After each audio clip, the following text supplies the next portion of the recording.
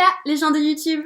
À l'heure où je tourne cette vidéo, cela fait déjà 1 mois qu'on est en confinement et je me suis dit qu'il fallait bien que je parle de ce sujet à un moment donné, ce sujet crucial pour tout le monde et pour les artistes, y compris dans la mesure où les expos, etc. c'est fini, malheureusement. Et il faut bien qu'on trouve des solutions pour pouvoir continuer à vivre.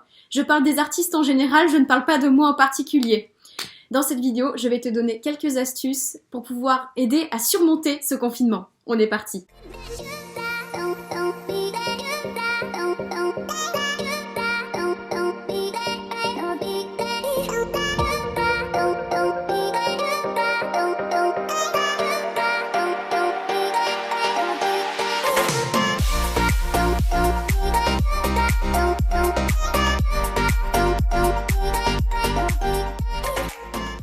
Le premier point dont je vais parler, et je pense que c'est le plus évident, on est dans une période où on ne peut pas bouger de chez nous, on est dans une période où on est un peu dans une sorte de repli sur soi-même, une sorte d'introspection, et je pense que c'est le moment idéal pour créer à fond. Certains d'entre nous, et je pense beaucoup d'entre nous, n'ont pas prévu à la base de faire le plein en toile, de faire le plein en matériel à fond, et ont déjà tout épuisé, ne savent déjà au bout d'1 mois plus comment faire pour créer.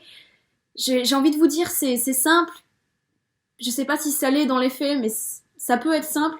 Créez avec ce qui est autour de vous. Si vous avez du papier, je sais pas, faites des découpages. Je dis n'importe quoi, ça peut être des choses un peu débiles, mais ça peut faire surgir de nouvelles idées, ça peut faire surgir de nouveaux modes de création, et ça peut que être bénéfique. Ça peut que enrichir votre pratique déjà existante. Au final, c'est un petit peu comme quand on fait de la survie, on est obligé d'apprendre à survivre avec pas grand chose, on est au milieu de la forêt, voilà, il faut construire une cabane avec des branches, je sais pas, on n'a qu'une lampe de poche et un couteau pour, je sais pas, aller tuer une bête dans la forêt, c'est un peu la même idée, vous faites avec les moyens du bord.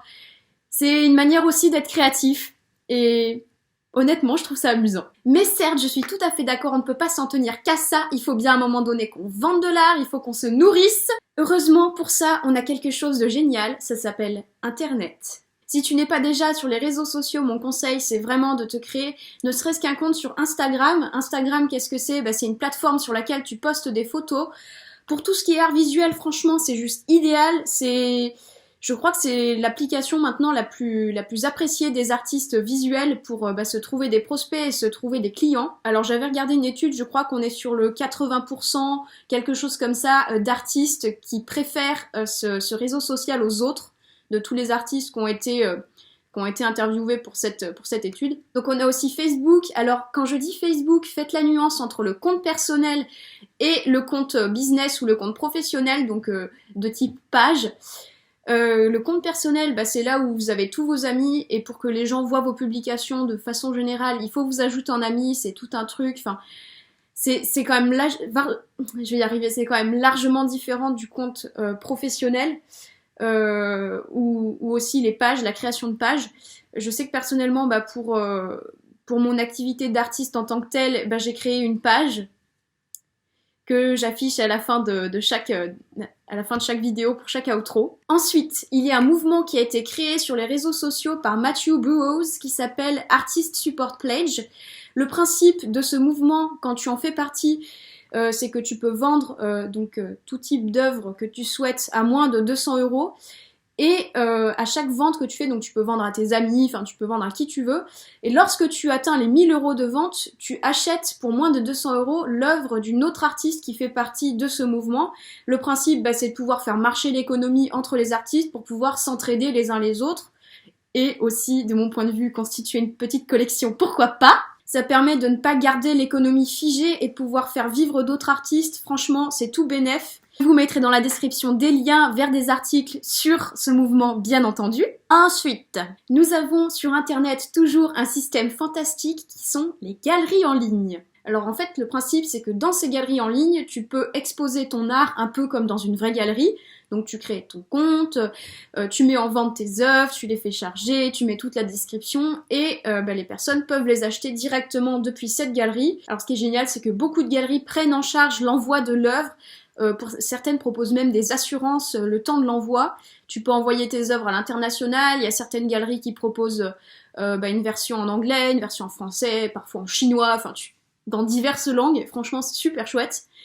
Et bah, ça te permet de t'ouvrir sur l'international et d'augmenter ta visibilité et ta notoriété. Alors pour vous en citer quelques-unes, donc je vais en citer 5. Donc tout d'abord on a Casoart, donc c'est une galerie qui, alors je l'ai sous les yeux, donc c'est une galerie donc française.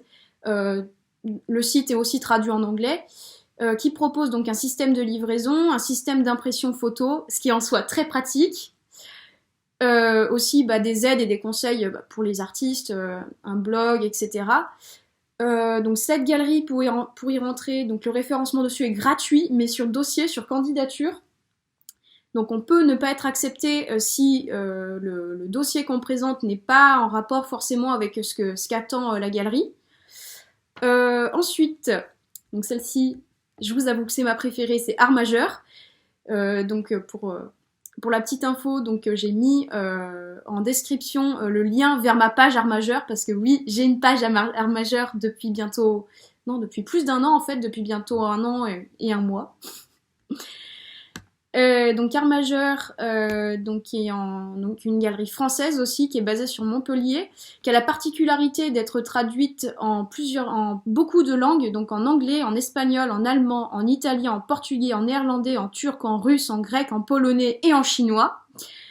Donc il propose comme catégorie, quand je veux dire catégorie, c'est en dehors du dessin, peinture, sculpture, et art, je vais dire art d'impression de type gravure, etc.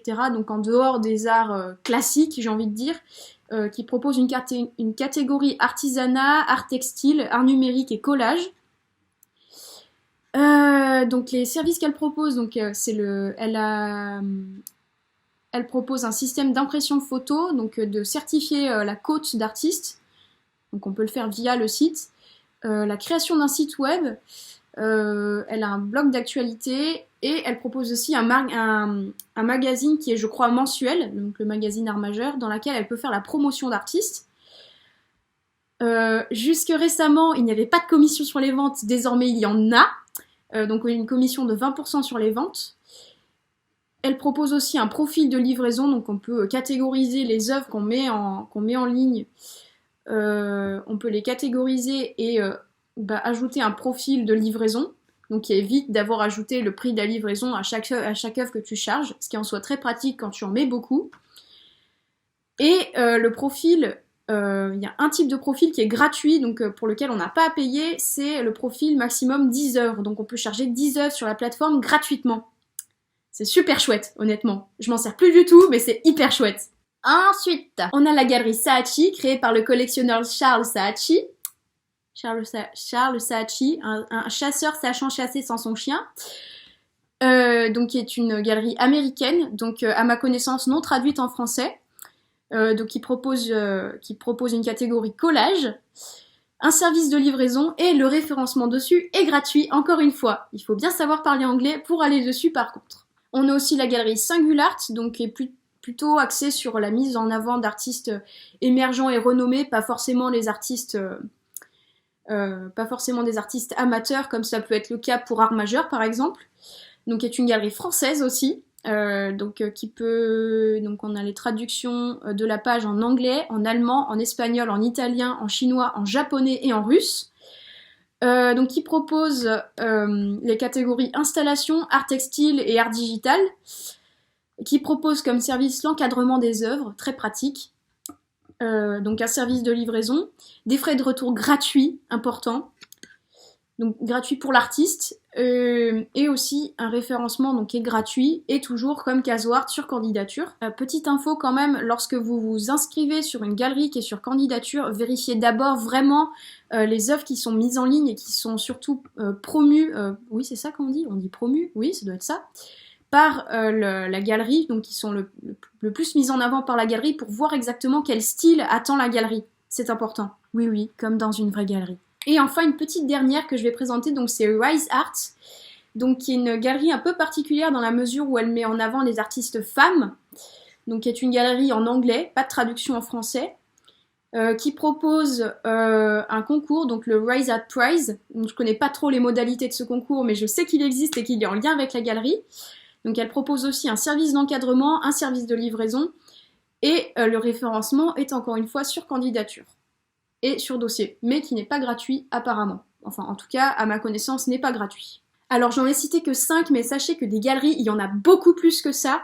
Vous pourrez faire vos petites recherches sur internet. Personnellement, je suis en train d'un peu me former, de voir un peu toutes les galeries qui existent possibles. Et si vous souhaitez qu'un jour je fasse une vidéo typique sur ces galeries en ligne, n'hésitez pas à me le dire dans les commentaires, moi ce serait avec grand plaisir. Et enfin, une dernière petite astuce comme ça, c'est cadeau, je la tiens tout droit d'un podcast de David Ferriol, qui est réveilleur d'artistes, c'est l'exposition en live. C'est un peu comme une vraie exposition, donc vous choisissez un lieu dans lequel vous souhaitez exposer vos arts, vous choisissez votre art, vous choisissez votre thème, vous choisissez les œuvres que vous souhaitez exposer. Et alors ce qui est pas mal, c'est que vous pouvez le faire chez vous, vous pouvez faire un vlog d'atelier, voilà, c'est un peu le principe. Sauf que c'est via un live Facebook ou un live YouTube, ou les deux, au choix. Ce qui est de mon point de vue super pratique avec ce type d'exposition, c'est que vous n'avez pas besoin de ramener des gens, vous n'avez pas besoin de les réunir dans un même lieu. Et comme on est en confinement, j'avoue qu'on aime bien. Vous pouvez choisir votre lieu, vous pouvez choisir l'heure à laquelle vous souhaitez faire ce live pour que dans le monde entier on puisse regarder ce live. Vous pouvez interagir avec votre communauté comme dans une vraie exposition. Vous pouvez présenter vos œuvres autant que vous en avez envie, répondre aux questions, etc. Et n'importe qui, depuis n'importe quel endroit, peut se connecter à votre live et regarder votre exposition. Et vous pouvez par la suite rediffuser le live. J'imagine que cette pratique d'exposition est en train de se démocratiser le temps du confinement. Personnellement, si vous souhaitez y accéder, donc je vais faire un live exposition que j'ai appelé EXP le 25 avril, donc ce sera samedi, donc à 14h sur Facebook. Donc je vais faire un live sur Facebook. Si vous souhaitez y participer, je vous mettrai le lien de l'événement pareil en barre d'infos ou au-dessus, ou les deux. Donc j'ai encore jamais fait ça, ça va être ma première exposition en live. J'ose espérer que ça va être super chouette et que vous serez nombreux. Honnêtement, j'ai hâte. Et en principe, si vous pouvez pas participer à ce live, je le mettrai en rediffusion sur Facebook. Et petit lapsus révélateur, je le mettrai aussi sur YouTube, très probablement. Voilà, cette vidéo spéciale confinement est à présent terminée, j'espère qu'elle t'a plu. Si c'est le cas, mets-moi un pouce bleu s'il te plaît, ça me fera super plaisir. Si ces astuces t'ont intéressé, si elles t'ont parlé, si elles t'ont inspiré, dis-le moi en commentaire. Et partage cette vidéo avec ta communauté ou avec d'autres artistes de ton entourage que ça pourrait aider, parce que très franchement, c'est l'objectif de cette vidéo. Sinon, j'aurais gardé toutes ces astuces pour moi et je ne les aurais dit à personne. Comme d'habitude, je te laisse mes réseaux sociaux, mon Instagram @milkboxworld, mon Facebook Alban Cagnard Plastique. Je te laisse checker tout ça en barre d'infos et juste ici. Si tu souhaites recevoir mes actualités d'artistes, je te laisse t'inscrire à ma newsletter, pareil, dans la description. Donc dans cette newsletter, je te partagerai des petits commentaires créatifs, des petites réflexions, des vidéos importantes lorsqu'elles sortent, du type cette vidéo, qui à mon goût est importante. Soutien à vous tous pendant ce confinement, je pense qu'on en a tous besoin. Ça fait déjà 1 mois, il nous reste encore 1 mois à tenir, peut-être plus, on ne sait pas encore. Franchement, soutien à vous tous, artistes ou pas artistes. Merci d'avoir regardé cette vidéo et je te fais de gros bisous. Gros cœur sur toi.